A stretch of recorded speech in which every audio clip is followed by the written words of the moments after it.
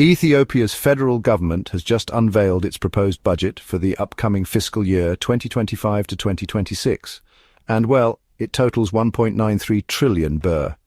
The budget, which was presented to the House of People's Representatives on June 10, 2025, is actually drawing quite a bit of criticism for its continued prioritization of existing projects at the expense of starting new ones, a trend that's, persisted for the last 3 years. According to a BBC Amharic report, the budget allocates 415.2 billion birr for capital expenditure, which represents just 21.6% of the total annual budget.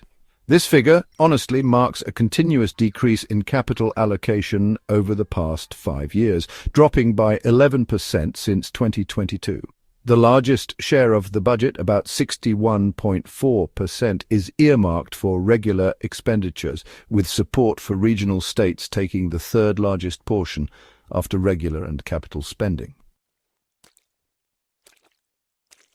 The Ministry of Finance's budget statement indicates that the 2025 to 2026 budget was prepared with, as they put it, a limited budget deficit. However, a significant budget gap of 416.8 billion birr is projected for the upcoming fiscal year out of the total 1.93 trillion birr. The government's sustained policy of freezing budgets for new projects, now entering its third consecutive year, is raising some pretty profound concerns about its long-term implications for Ethiopia's economic growth and public welfare. This approach, according to the government, is attributed to a slowdown in development cooperation, which really highlights a significant reliance on external financial support.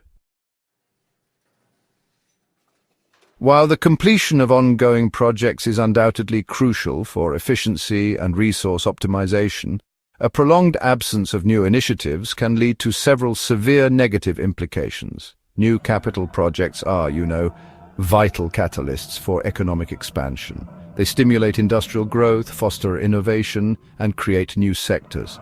By halting these, Ethiopia risks a slowdown in overall economic dynamism and its ability to diversify its economy beyond traditional sectors. Major infrastructure and development projects are significant employers, particularly for the vast youth population and those in unskilled labor. The sustained lack of new projects directly impacts job creation, potentially worsening unemployment rates and honestly contributing to social discontent.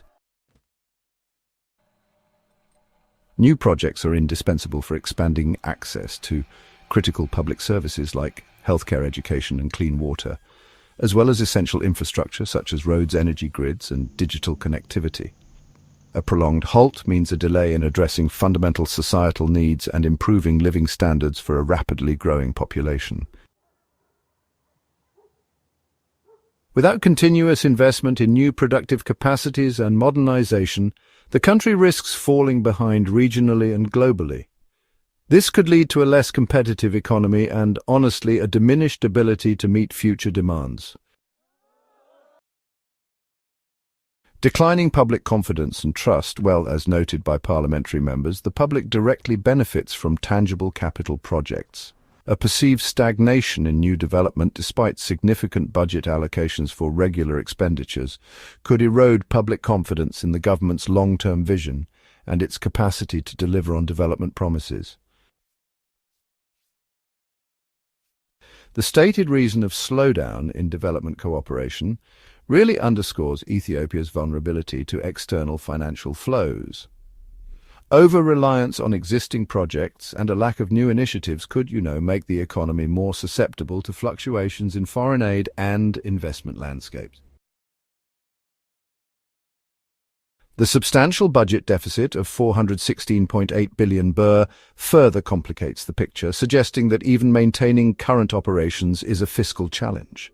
The ongoing parliamentary scrutiny reflects a growing demand for greater transparency, a clearer strategy for long-term investment beyond simply completing existing ventures, and a robust plan to reignite the engines of new development.